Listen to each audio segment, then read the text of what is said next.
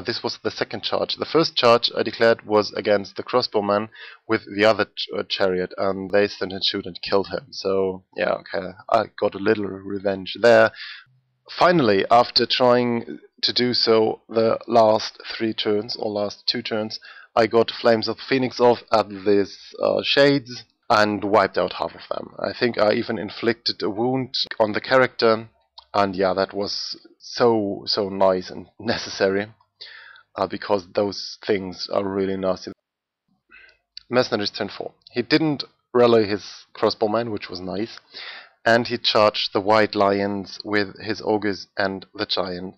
And I thought this wasn't too bad. In fact, I was taking the chances, because the white lions had the standard of balance, which made them immune to psychology, so I wouldn't be affected by fear and terror. So they should stand. And my spearmen with the prince were nearby, and they had the lion standard and were immune to fear and terror. So I was sure to get the charge into the flank of those units and then just wipe them out, because the white lions should held 1 round, I thought, and yeah. But he charged in. I killed one of the ogres and inflicted a wound or 2 on another one. They didn't do too much back, but then the giant got jumping up and down and just killed, I think, 7 or 8 of the white lions, and so that there were only 2 left, and they failed their stubborn aid, couldn't re-roll it because the BSB wasn't in range, and yeah, they just run to the woods, or maybe to the hills, I can't remember that. And yeah, so my little plan there didn't work out. The white lions being destroyed made my mage flee.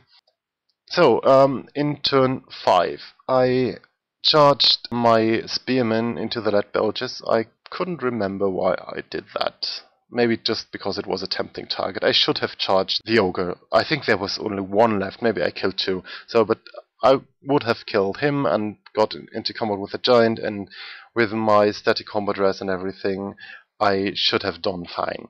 And the way I did it, I wiped out the lead belches, but I had to take a stand and shoot, and after overrunning, which I shouldn't have done as well, I was in a really awkward position, because I didn't, it doesn't look like it on this picture, but I didn't make it into the crossbowman on the hill, and even if I had made it into the crossbowman, I completely forgot that we treated the rocky part of the hill as impassable terrain, and so I wouldn't have been able to overrun again and just get behind that hill and be in cover from his crossbowmen and everything. So this was not so good. And the second blunder was my mage didn't rally. Well, in fact, this wasn't too bad, so because of this, he just rolled high enough to get in cover behind the Peter bolt thrower, which was funny, because I was really like, okay, he was hiding behind there and hopefully rally next turn. And I realized that my Phoenix Guard was in a very bad position, because I just failed to move them in a proper way the last turns. They were, as you can see in the bottom, very bottom of the picture, there's this grey part of the movement tray, and this is his knights, which killed my archers in the turn they charged them, overrun off the board, and came back just the last turn. So now they are threatening my flank, and the remaining Iron Guts threatening my front. And what I decided to do was, there was no way I could avoid one of the charges. I had to reform or wheel, and it only would have been worse in whatever position I was. The only thing I could think of was to move as close to this impassable terrain as possible without offering the flank to the Iron Guts, and move the mage in a position where she couldn't be attacked directly. And so I would have to take the Iron Guts for sure, but as well possibly they wouldn't get their impact hits because of the short distance, and only one of them would be able to attack. And on the other hand, there was the knights into my flank, which is not a nice thing, but there was the chance of them not making the fear test, and so this was the best thing I could think of in that moment. I should have done it completely different, but I should have. I only would be able to have done it otherwise if I um, had thought of that situation like 2 turns before, when it started to turn out like this. So, okay. So in this turn, I think I shot both my repeater bolt throwers at his knights, and I killed 2.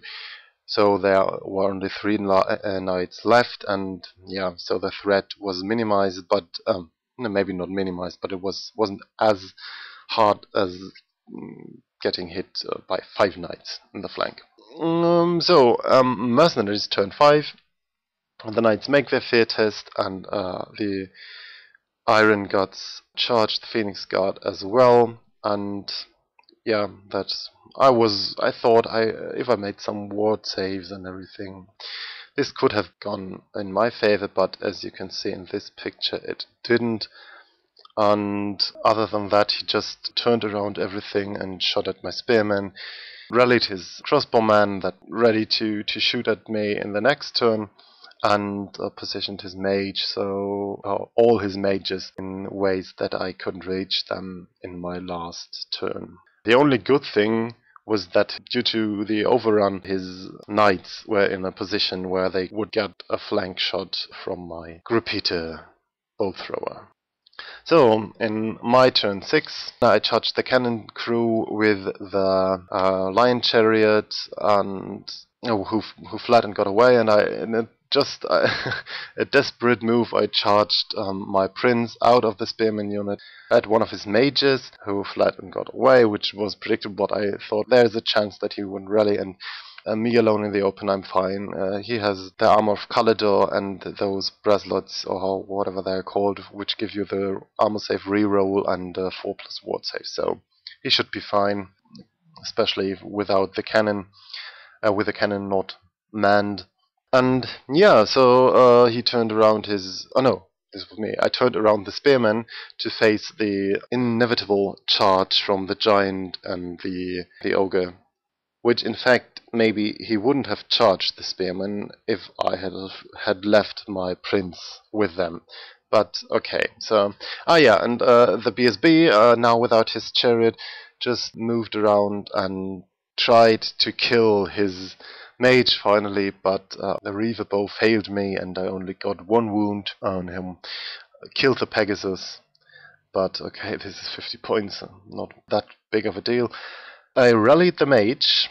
He got Shield of Sapphire out, the bolt thrower, and which saved the bolt thrower the last turn from his shooting, I think. But the bolt thrower was too confused maybe, but all this magic happening there to got the really beautiful flank shot. I think I rolled a 2 and missed it. And the other bolt thrower, I don't know, maybe I inflicted 1 wound at his character or whatever, but nothing of significance. So, Mercenaries turn 3, he rallies all of his stuff, including his mage and the cannon crew. And after that, the dice you can see there is his 2 wound rolled from a firestorm he cast onto my prince. And only then, after reaching for my dice to make all those saves, I realized, okay, I have a 2 up armor save due to the armor of Kalidor, which makes me immune to fire. So, again, very lucky. Or not lucky, maybe just lucky to remember things that are proper. So, and here, just because I like picture and the idea of the mage hiding behind the repeater bolt thrower and raising that shield and protecting his mates from the shooting of the dark elf enemies, which he succeeded, as I mentioned before. And yeah, this is the end of the game.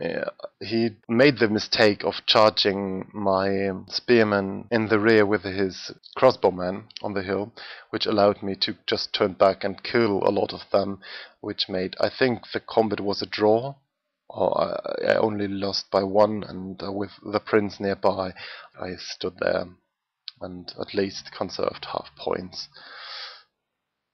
Yeah, so as you can imagine, it was a victory to the mercenaries.